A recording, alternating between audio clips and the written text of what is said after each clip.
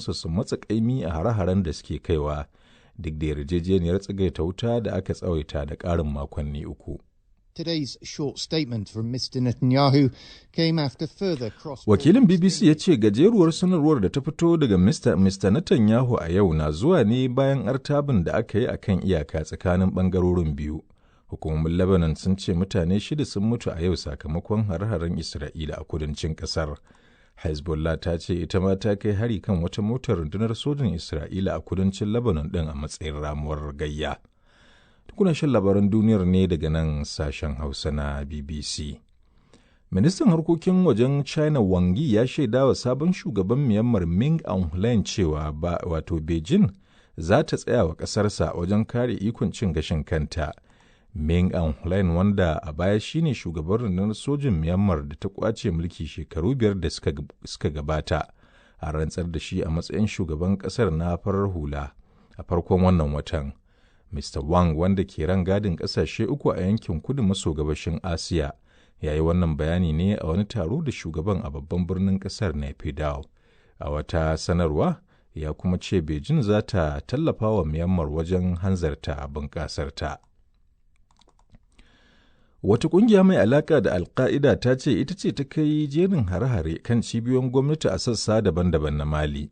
Ƙungiyar JNIM ta bayyana hakan ne a cikin wata sanarwa inda ta ce ta kitsa hare-haren ne kan gidajen shugaban ƙasar Assimi Goïta da ministan tsaro Sadio Kamara da kuma filin jirgin sama na babban birnin ƙasar Bamako. JNIM ta kuma ce ta haɗa kai da wata ƙungiyar 'yan aware a arewa maso wato arewacin Mali da ke da rinjaye da ƙabilar Tuareg wato FLA wadda ta ce ta ƙwace iko da garin Kidan na yankin hamada mai muhimmanci. Mai magana da yawun gwamnatin Mali ya ce mutane 16 sun jikkata ciki har da fararen hula da sojoji. Rundunar sojin ƙasar ta ce ta kashe ɗaruruwan mayaka tare da fatattakarsu lokacin da suke ƙoƙarin kai hari a Bamako da sauran wurare. Ta ƙarshen labaran duniyar kenan daga nan sashen Hausa na BBC.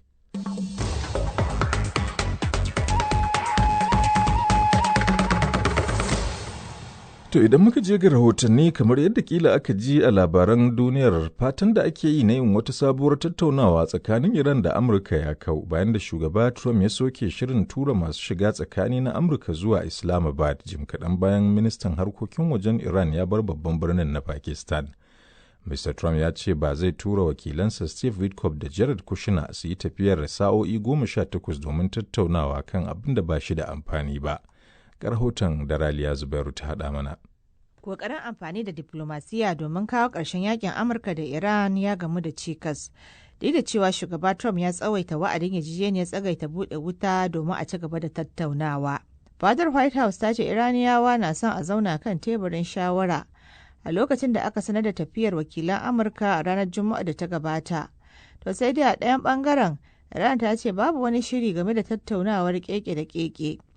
Shugaba Trump ya shaida wa kafar yada labarai ta intanet ta Axios cewa gwamnatinsa ba ta da aniyar dawo da hare-haren da take kai wa Iran bayan ya soke tafiyar wakilan Amurka zuwa Pakistan. Sai dai ya yi kirarin cewa akwai baraka a cikin shugabancin Iran, kuma a cewarsa babu wanda ya san wanda ke da iko.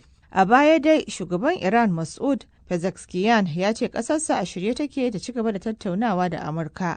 Haka kuma Firaministan Pakistan ya gana da Ministan Harkokin Wajen Iran Abbas Araghchi a birnin Islamabad, inda Mr. Araghchi a shafinsa na X ya bayyana cewa an samu matuƙar ci gaba a tattaunawar tasu. Mr. Araghchi ya ce ya yi wa Pakistan bayani kan matsayin ƙasarsa akan yarjejeniyar da za ta kawo ƙarshen yaƙi da Amurka. Sai dai ya ce kawo yanzu Amurka bata nuna alamun cewa da gaske take wajen amfani da diplomasiya domin kawo ƙarshen yaƙin. To a gaida Raliya Zubairu da wannan rahoto da ta haɗa mana. To masu haro za ku iya garzayawa shafinmu na intanet wato bbchausa.com domin samun labaran da muka wallafa. Yanzu kuma bari mu je ga sauran rahotannin da muke tafa da su a cikin shirin. Rikicin da ke wakana a yankin gabas ta tsakiya na ci gaba da haifar da barazana ga sauran kasashen duniya ta fuskar tattalin arziki da harkar samar da abinci, inda a baya-bayan nan wani rahoto da shirin samar da abincin na Majalisar Ɗinkin Duniya ya fitar ya tsokacin cewa ƙarin mutum fiye da miliyan 40 na fuskantar barazana fadawa cikin yunwa idan aka ci gaba da yakin gabas ta tsakiya.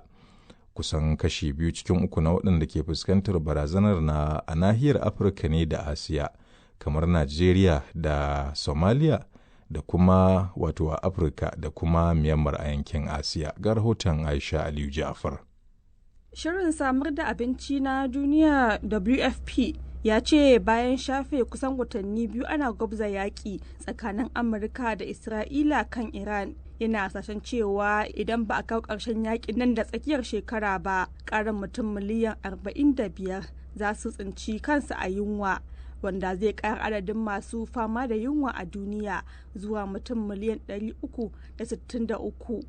Dr. Hussaini Audu shine shugaban kungiyar agaji ta Care International a Najeriya. Wannan rahoton ba rahoto bane da yake ba kowa mamaki, duk wanda yake harkan wato taimakon gaggawa ya san yadda yanayin safaran kayan abinci yake. Muddin aka samu illa a kowane bangare a wannan safarar, to yana iya haddasa yunwa. To wannan yakin da yake na shafar wato safaran kayan abinci da yake nan, yana shafar wato safaran wato kayan taki da ake noma da shi, sannan kuma wato abubuwan da suka shafi wato albarkacin man fetur, musamman fetur inda muke amfani da shi na safaran wato kayan motocinmu da baburanmu. To irin wannan idan suka ƙara tsada, nan ma suna ƙara tsadan kayan noma, kuma za su iya shafan wato manoman ma gabaki daya, kuma irin wannan na iya kawo tsadan kayan abinci. WFP ya kuma yi gargaɗin cewa ayyukan jin kai na ƙara yin tsada, wanda ke janyo raguwar bayar da tallafin abinci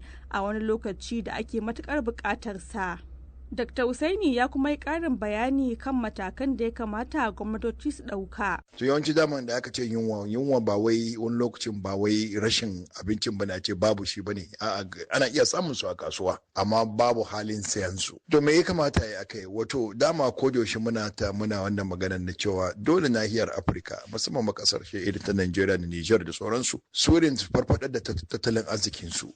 Duk kasan da ba za ta iya ciyar da kanta ba, to tana cikin wahala. So kokarin da ya kamata ce nahiyar Afirka da irin albarkacin da Allah ya hore ma nahiyar nan, kamata ce nahiyar nan ta ciyar da kanta. Sannan kuma a yi kokarin haɓaka cinikayya a tsakanin kasashen Afirka. Na uku, kamata duk wannan yan bindiga da masu sace mutane da kuma yaƙe-yaƙe irin na Boko Haram da sauransu da haka da suka addabi musamman kasashen yammacin Afirka, kamata a yi kokari a yi maganin su. To dakta, waɗannan a iya cewa matakai ne za su ɗauki tsawon lokaci, shin kamar a yanzu menene ya kamata a ce an yi? Kamata a ce an fitar da wato tsari irin na taimakon gaggawa inda zai samu a dinga taimaka ma talakawa da kayan abinci da sauransu haka. Sannan kuma gwamnati ta ɗauki ƙwararren matakai wajen tabbatar da an yi maganin hauhawan kayan abinci. Bayan wannan muka magana akan wato albashi da sauransu da ake biyan ma'aikata, kamata a ce an ɗan duba. Shirin samar da abincin na WFP ya ce hanyoyin yin sufurin kayayyaki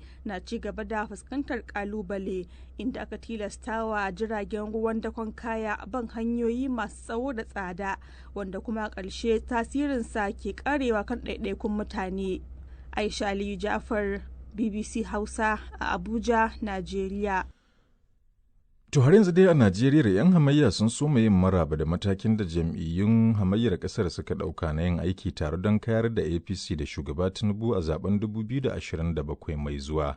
An yarda da wannan shawarar ne a wani taron shugabannin jam'iyyun hamayya da ya gudana a birnin Badin na jihar Oyo. Sanata Lawal Adamu da aka fi sani da Mustala daga jihar Kaduna ɗan jam'iyyar ADC ne da shi ma ya halarci taron, ya kuma yi wa Buhari Muhammad Fage ƙarin bayani. Mun sirrin demokrasi ne na Najeriya, wanda kuma muhimmin abu ne, saboda duk demokrasi na duniya in babu opposition to ba demokrasi ba ne. So abin da muka yi shine mun sirrin opposition ne, kuma mun sirrin demokrasi din Najeriya. Ta yaya? Tun da aka halarci Najeriya babu a taba yin yanayi tun daga 1960 da muka karɓi independence din, ba a taba ce an yi zaɓe babu opposition ba. Koya ne akwai opposition. PDP ta yi shekara 16, amma tana ji tana gani aka gina jam'iyyar APC ta zo ta karɓi mulki a